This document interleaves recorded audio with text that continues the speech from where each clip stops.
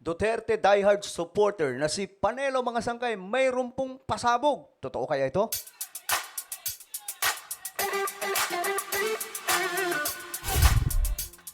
So hello guys, magandang oras po sa inyong lahat. Usapang politika tayo ngayon. Magulong politika sa bansa. Anyway guys, sa mga hindi pa po nakakapag-subscribe sa ating YouTube channel, tayo po ay 1.37 million subscribers na. Grabe, ang bilis mga sangkay, no? Kaya naman kung ikaw hindi pa po nakakapag-subscribe, baka naman, ano pang inihintay mo? Ayaw mo bang mapabilang sa mga dumaraming solid sangkay? Nako, makikita nyo po yung subscribe button sa ibaba ng video na to. I-check nyo na lamang mga sangkay sa ibaba. Then, i-click nyo po yung bell. I-click nyo yung subscribe, i-click ang bell, at i-click nyo po yung all. Alright? Sa mga nanonood po sa Facebook, i-follow nyo po yung ating Facebook page. So, eto na nga. Pag-usapan po natin mga sangkay itong patungkol po dito.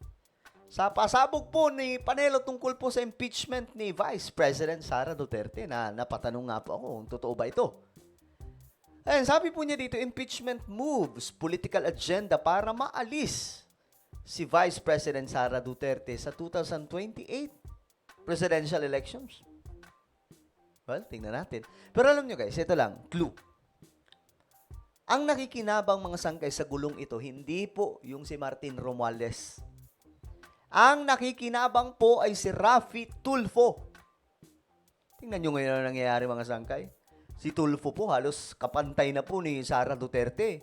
Sa survey, paano pa po? Sa 2028. Baka ang mangyari dyan, ilang paso na lamang po ni Tulfo si Sara Duterte.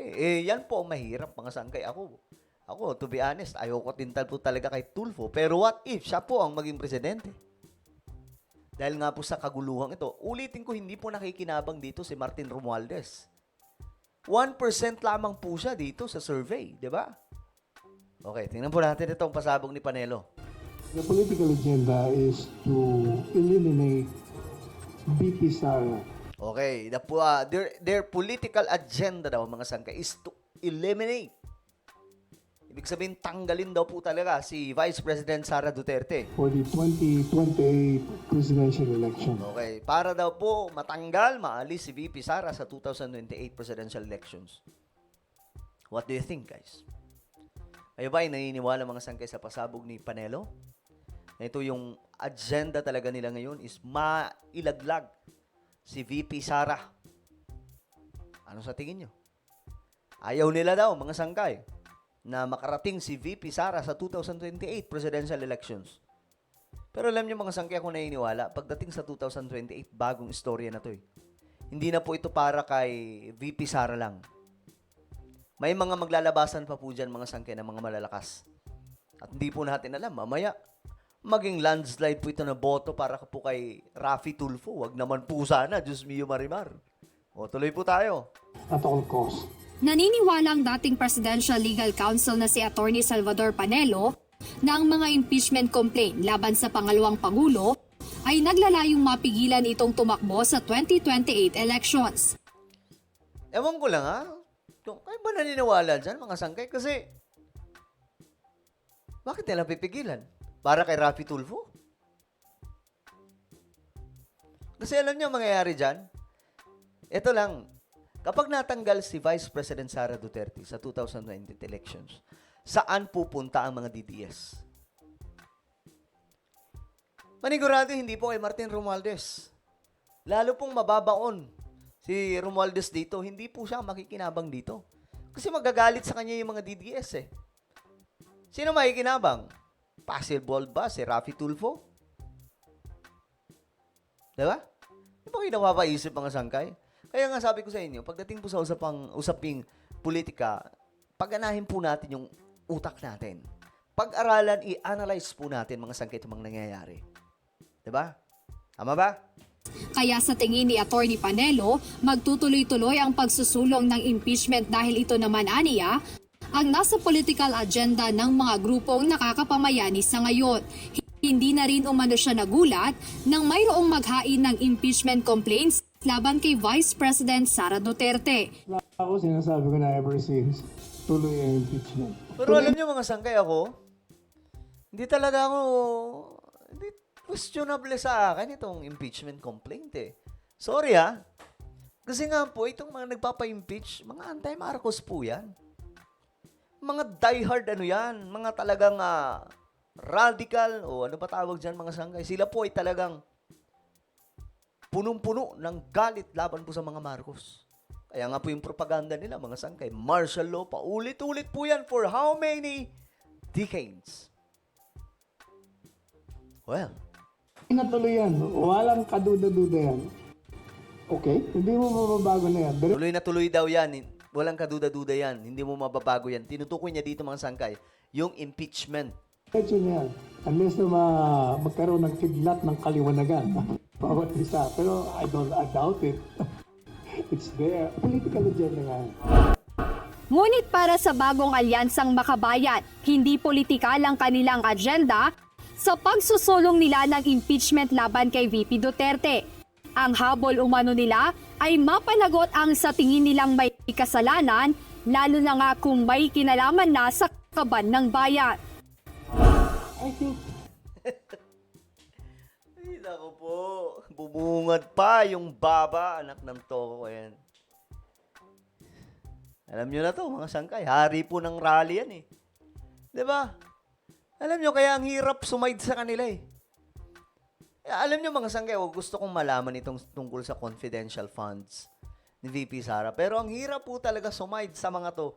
Alam po natin itong mga to, mga anti-Marcos, anti-Duterte itong mga to eh. Paano tayo maniniwala sa mga yan?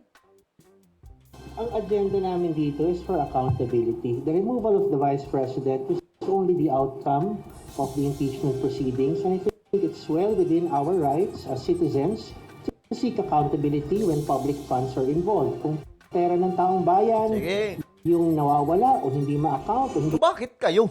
tamang ginastos, I think may batayan naman tayo. O bakit nga kayo? Naikahepal lang kayo. Paliwanag ni Renato Reyes, Secretary General ng Bayan, marami silang nakitang pinagkagastusan na walang kinalaman sa kahit anong confidential activities o information gathering ng Office of the Vice President. Paano ka nag-conduct ng intelligence and Alam information nyo mga sangkay, alam nyo may point siya, yung patungkol sa confidential funds. Pero wala lang. Pag ito kasi yung nagsasalita, mga sangkay, kaduda-duda yung mga intention nito eh. gathering sa last 11 days of the year na may 4 na holidays, so you only have 7 working days to conduct so-called intelligence information, intelligence operations, information gathering. Who are these people? Bakit pare-pareho yung handwriting doon sa pagkakasulat ng mga acknowledgement receipts? Why are you spending 16 million pesos for safe houses? Bakit ka bumibili ng office supplies, tables, and computers that have nothing to do with intelligence operations or information gathering and against the existing guidelines? Actually guys, may punto. May point siya dito mga sangkay. May point itong si Baba, no? Pero still nagdududa tayo sa mga intention ng mga to. Nagharapan pala itong mga to, no? Well, tingnan natin yung harapan ng 4 nito. Samantala, nagpakita rin ng Partido Lakas ng Masa ng suporta sa impeachment laban kay VP Duterte. Ayon sa presidente nito na si Calio de Guzman, ang magagawa lang nila ay ang pagkilos at pagsuporta sa nasabing hakbang. Tingin namin ay yung papa-impeach talaga. Sana hindi lamang si Sara. Kasi marami naman yung mga kurap din sa loob ng Kongreso. Ang problema Uy. Tumatango-tango si parang naniniwala si Panelo na corrupt si VP Sara, ulitin natin. Tumatango-tango siya eh. sana hindi lamang si Sara. Kasi marami naman yung mga kurap din sa loob ng Kongreso. Ayan, tumatango-tango siya eh. Naniniwala sa kay Caliotti. Ang problema lang na single out, no? Pero anyway, yan kay Sara dapat suportahan. At kung may mga kaso pang ilalabas para din sa iba pa na corrupt din, dapat maisulong. Dagdag pa ni De Guzman na sila ay naniniwala na sapat na ang 2 reklamo o kaso laban sa vice-presidente, ngayon na kanila aniyang susuportahan para magtagumpay. Jed Neresina, Natatawa ako sa harapan ng mga to. Nagplastikan lang po mga sangkay. Itong mga to, mga magkakalaban to eh. Lalong-lalo na to. Ito, si Panelo. Ito si Leody. Tapos ito si... Sino ba to? Mga si Renato. Oh, mga magkakalaban yan mga sangkay. Well, kayo mga sangkay, naniniwala ba kayo sa pasabog ni nitong si Panelo na itong impeachment complaint ay hindi madidelay, kundi matutuloy ito kasi ito daw po yung plano nitong kung sino mga tao tanggalin si Vice President Sara sa presidential election this coming 2028. Just comment down below mga sangkay kung ano pong inyong opinion. And now guys, I invite you, please subscribe my YouTube channel. Ito po ay Sangkay Revelation. Hanapin niyo po ito sa YouTube mga sangkay. Nag-upload po tayo dito ng mga vlog patungkol sa mga nangyayari sa ating mundo. Related po sa Bible prophecy. Naku po, magaganda yung mga vlog natin dito.